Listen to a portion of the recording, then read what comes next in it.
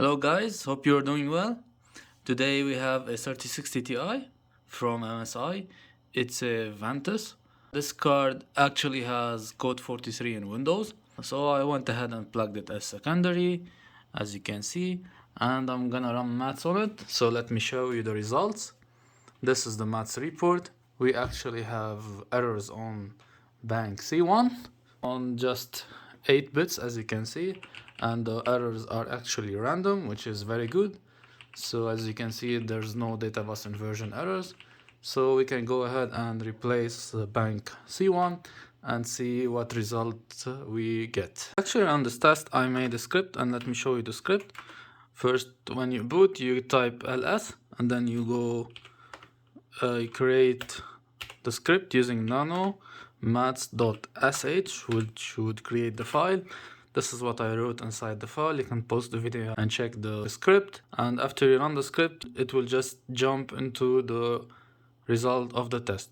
So let's go ahead and replace this memory bank. Okay, so for this 3070 from MSI, I went ahead and replaced bank C1, this one right here.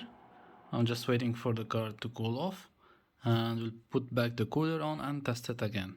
So here's our card plugged into the PC as secondary card. This is the maths result. We have cleared all the errors for this card. We no longer have any errors, and the test is a pass. So let's go into Windows and check if we still have code 43.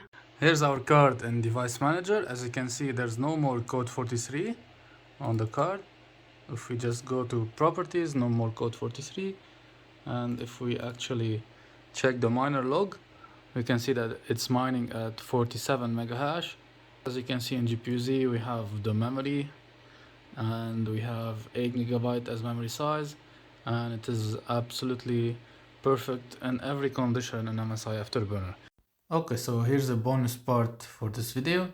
Here we tested another 3070 from Colorful, and this one also has code 43. As you can see, I plugged it as secondary and ran the maths test. Also, we had errors on bank A1, and the failing bits were like half the bank.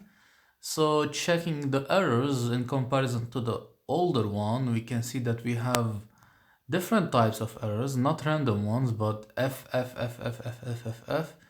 errors, which indicate a very bad connection to the GPU core.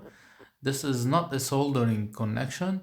This is a bad connection of some type on a microscopic or molecular level maybe.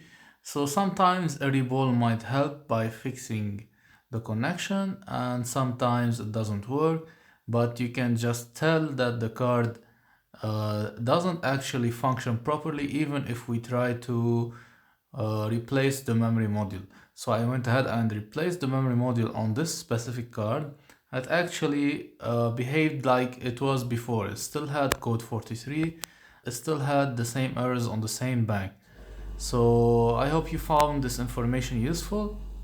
Thank you for watching, and see you guys in the next video. Bye bye.